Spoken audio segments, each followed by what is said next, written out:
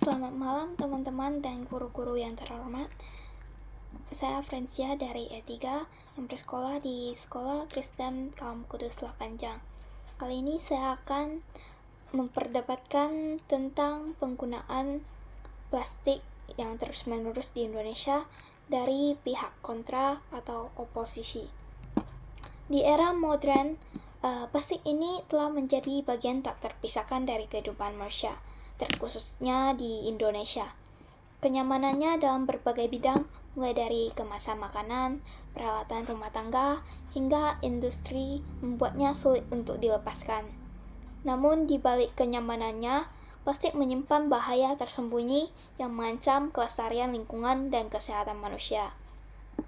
Oleh karena itu, saya sebagai pihak kontra menentang penggunaan plastik secara berlebihan dan menyerukan transisi menuju alternatif yang lebih ramah lingkungan. Argumen ini akan mengupas secara mendalam tentang bahaya plastik, mulai dari dampaknya terhadap lingkungan, kesehatan manusia, hingga solusi yang akan saya sampaikan untuk agar masyarakat Indonesia mempunyai lingkungan yang lebih sehat. Dampak yang sangat mengerikan ditimbulkan oleh plastik salah satunya seperti pencemaran laut yang tak terkendali. Contohnya adanya plastik yang dibuang sembarangan mencemari lautan, membentuk suatu pulau-pulau plastik raksasa atau suatu sampah yang sangat banyak yang menjerat dan membunuh biota laut. Contoh nyatanya ada di pulau sampah plastik di Kepulauan Seribu, Jakarta.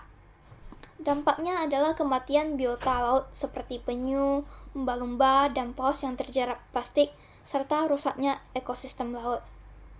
Terus ada mikroplastik, hasil pecahan plastik yang tak kasat mata, tertelan oleh hewan laut dan masuk ke dalam rantai makanan. Bahayanya, mikroplastik dapat mencemari daging ikan dan kerang yang dikonsumsi manusia dan berpotensi menyebabkan berbagai masalah kesehatan. Buktinya seperti penelitian menunjukkan mikroplastik telah ditemukan di berbagai organ tubuh manusia seperti usus, paru-paru, bahkan otak kita. Gangguan ekosistem laut, sampah plastik sangat mengganggu ekosistem laut ya. Seperti merusak terumbu karang, habitat penting bagi berbagai biota laut, mengganggu proses reproduksi dan migrasi hewan laut, menyebabkan perubahan pada rantai makanan dan keanekaragaman hayati laut. Selain itu, terjadi juga kerusakan ekosistem darat, seperti penyumbatan aliran air. Sampah plastik di daratan menyumbat aliran air yang menyebabkan banjir yang merugikan masyarakat dan infrastruktur, genangan air yang menjadi sarang nyamuk membawa penyakit, pencemaran tanah dan air tanah. Mikroplastik dalam tanah akan mencemari tanah dengan dampak menurunkan kesuburan tanah dan mengganggu pertumbuhan tanaman, memasuki rantai makanan melalui tanaman yang dikonsumsi manusia dan hewan. Hal itu juga membahayakan kesehatan manusia dan hewan yang bersentuhan dengan tanah yang tercemar. Sedangkan ancaman bagi keanekaragaman hayati seperti sampah plastik di darat menjerat dan membunuh berbagai hewan darat dan burung seperti sapi, kambing, dan burung laut lainnya. Seperti burung-burung yang memakan ikan-ikan yang ada di laut.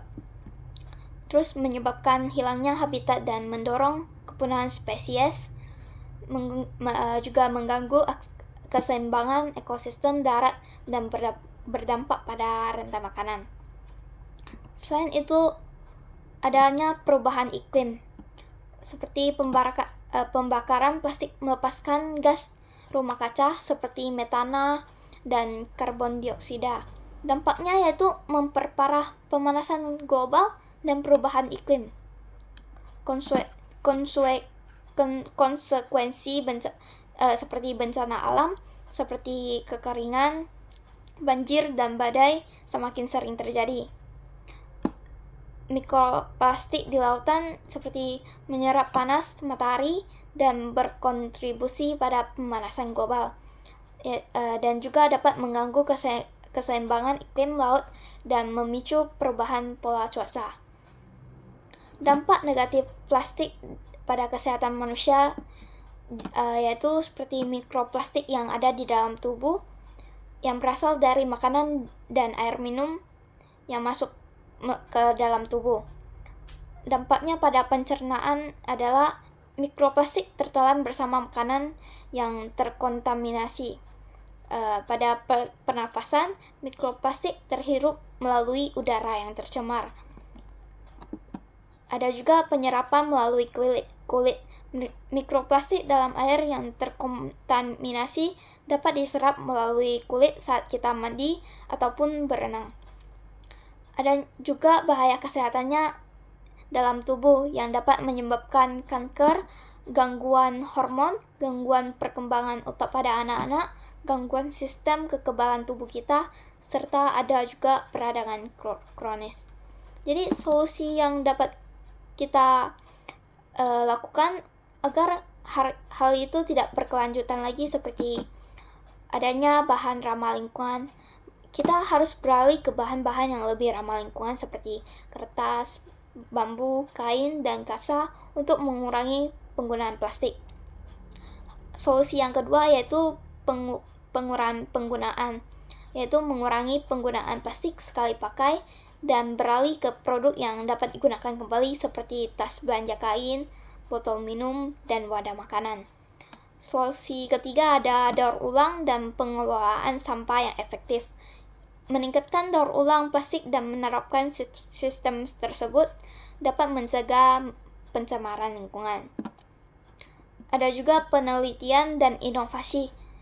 Kita harus mendukung penelitian dan pengembangan bahan-bahan alternatif yang ramah lingkungan dan teknologi pengelolaan sampah yang lebih canggih lagi.